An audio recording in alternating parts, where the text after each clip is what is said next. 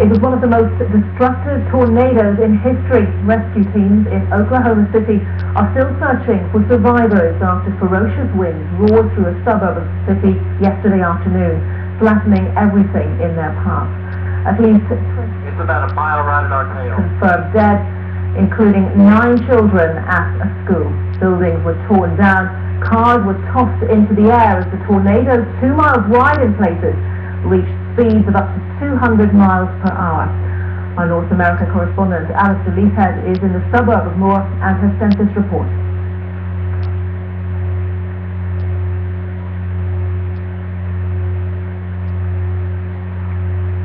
And we do hope to bring that report to you in just a moment. I think we do have the report for you now.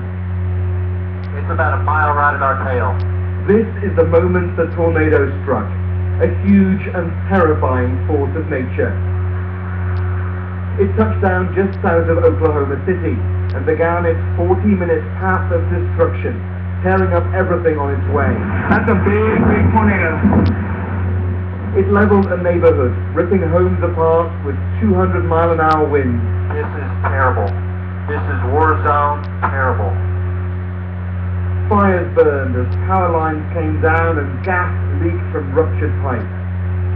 They know about tornadoes here. Warning sirens had given many people a chance to take cover. This family survived the storm and emerged unscathed. There were many stories of near misses. The Lord giveth and the Lord taketh away. We thought we died because we're inside the cellar door. We locked the cellar door once we saw it coming. It got louder. And you know, you see the latch coming undone, and we couldn't reach for it, and it ripped open the door, and it just glass and debris started slamming on us, and we thought we were dead, to be honest. It just tore through it like a truck, just run right through the center of it. But then the focus began to switch to a primary school that felt the twisters' full force. It is, like you see, completely destroyed. The warning had not come quickly enough to get everyone out. Children and their teachers clung to the walls as the roof was ripped off, but many were buried in the rubble. Firefighters moved fast to free them from the debris. One by one they came out, some badly hurt. House after house, street after street, destroyed. Cars picked up and thrown around like toys. This is the path that the tornado took. It's as wide as you can see, and it goes on as far as you can see. And just over there, amid all that wreckage, is where the school once was. Few who made it through the police roadblocks, the cleanup has already started. People were just grateful they survived. It was really scary. I thought I was going to die there for a while. I just, laid in there and on the ground and held my dog close to me and just waited to see what was going to happen. President Obama said the focus was on rescue, but also recovery. The people of Moore should know that their country will remain on the ground, there for them, beside them, as long as it takes. For their homes and schools to rebuild, businesses and hospitals to reopen, their parents to console, first responders to comfort, and of course frightened children who will need our continued love and attention. Search and rescue teams with sniffer dogs went from house to house to make sure no one had been left trapped below the rubble. But as the work continued, the storm clouds were gathering again, and forecasters were warning more tornadoes could be on the way. Alistair Leaphead, BBC News, Moore in Oklahoma. Well, the governor of Oklahoma, Mary Fallin, has said that the tornado that ripped through the state was one of the most horrific disasters that it has ever faced. She's been speaking in the last hour, giving an update on the emergency response following the storm. It's been a very trying couple of days for the state of Oklahoma. It's a sad time for us because we've experienced one of our most horrific storms and disasters that the state has ever faced. But yet in the midst of tragedy and loss of life, we've also seen the resilience and the courage and the strength of our people. And we will get through this, we will overcome, and we will rebuild, and we will regain our strength. Our hearts and prayers are certainly with those that have lost their loved ones. It has been a very, very hard experience, a heartbreaking experience, especially the loss of children in the schools themselves and those who haven't been able to find their loved ones and are still waiting to hear. And we frankly don't even know yet if there are still missing people, but there still may be. So our first and foremost emergency and goal is to have rescue and recovery, to make sure that we've uncovered every piece of debris and gone through every building, piece of land itself to see if there might be someone that survived the storm or has experienced some injuries itself. I had the opportunity a few moments ago to take an aerial tour to fly along the path of the tornado itself. It is very wide. It is hard to look at because there is so much debris on the ground itself.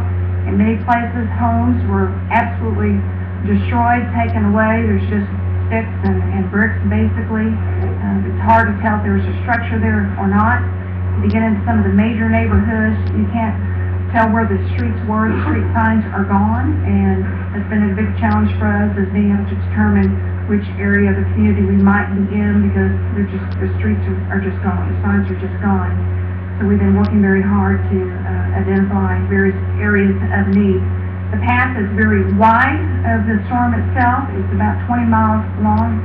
We estimate it could have been up to 2 miles in width itself. We flew over the schools and we got to see the terrible destruction of the schools themselves, certainly the business community and the friends and neighbors that lost their homes that we were very sad about. And that was the governor of Oklahoma, Mary Fallon, speaking just a short time ago. Well, we can talk now to our correspondent Laura Trevelyan, who's in Moore, the suburb of Oklahoma, of course, that was worst affected by this tornado. Laura, this is still very much an active search and rescue site.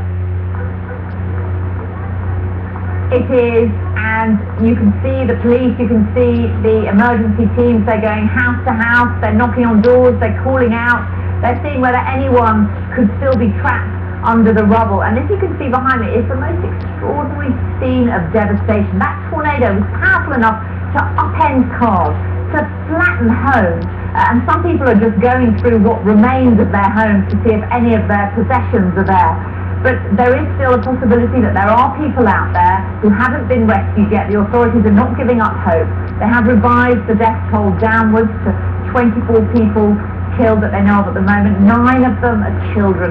And that school, the Plaza Towers Elementary School, was pretty much slap bang in the middle of the area that the tornado cycled through. And so you can see why there was so much damage. But the weather is not helping any of these search and rescue efforts. As you can see, it's raining heavily, there's thunder, we keep seeing forked lightning, it's making people flinch. But this is, Anita, really just a post-apocalyptic scene, the most extraordinary scene of devastation. Right here in this area of the Midwest, which is known as Tornado Alley, and Moore itself, this suburb of Oklahoma City, almost a very similar area back in 1999 also experienced a tornado and 40 people were killed that time. So for the town, it's very much something that they have been through before. They live with the fear of tornadoes, and yet nothing can really prepare you for, as you can see, the utter devastation it has reached. And Laura, beneath all of that debris, did many of the homes that stood there in Moore have cellars or some sort of underground bunker that people might still be trapped inside? Yes, and that's very much what the authorities are looking for. I've seen sniffer dogs. They are going through this rubble in the hope that dogs may be able to smell people who are too badly injured to be able to speak, that the dogs may be able to dig them out and alert their handlers. So that's very much one hope that the authorities have. As well as that, you have emergency teams, and I've seen agents who are arriving from FEMA, which is the Federal Emergency Management Agency. They're now arriving in their droves to back up the Oklahoma State emergency rescue effort. There are droves of people here. There are emergency vehicles everywhere, as in conditions which, as you can see, are quite dreadful. The search for the survivors and for the injured goes on. And Laura, what are people saying about how prepared Moore was for this tornado? Obviously, we've heard how the tornado can veer and change direction, at the last moment. But just how good were the warnings? The warning was given 16 minutes before that a tornado was headed for this precise area, but there was a general tornado warning from the Weather Service on the morning, which did pinpoint with some accuracy this area as being an area that was likely to be vulnerable for a tornado. But there are questions being asked about whether houses which were knocked down back in 1999 when a tornado also hit an area of Moore, whether those houses were properly built, whether the houses were properly nailed to their foundations, because that's the issue if you live in a tornado zone, is how well attached your house is to its foundations, whether you can take shelter safely in those foundations for those few minutes, those 20 minutes that it takes for a tornado to pass through. And questions also, of course, being asked about the school, which was slap bang in the middle of this zone, just about a mile away from where I'm standing now, about whether the school itself was properly prepared, knowing, as people do, that tornadoes almost hit at the same time. They very much hit in the late afternoon, so it was 3, 4 o'clock. That's the time of day when children are still at school or about to leave for home, whether really enough could be done. And as for the people, Laura, who were living in these homes, I mean, just the scene of devastation behind you is incredible. All the images coming from there today have been. Where are they now? What sort of shelter is being provided for them? People are taking shelter in emergency shelters which have been provided by the authorities. People have left this area altogether to go and stay with relatives. As you can see, how could anyone possibly live in what remains of their home? And there is a huge area of devastation just like this. Hundreds of homes have been completely flattened. So that is potentially thousands of people who have been left homeless by this. They have to find somewhere to go. You can see the weather is completely appalling. So people are taking shelter where they can. Some are leaving the city, some are going to shelters, but it is just a massive logistical operation trying to provide shelter for this number of people. Laura, thank you very much. Laura Trevelyan there in Moore, in the suburb of Oklahoma City. More from Laura later, but right now let's get some more detail about that tornado which struck yesterday and caused so much damage. It was a full 7.5 kilometers from top to bottom, and at its strongest it was 2 kilometers wide. The winds inside this storm are very difficult to measure accurately, but it's estimated that they reached a speed of 322 kilometers an hour, that's 200 miles per hour.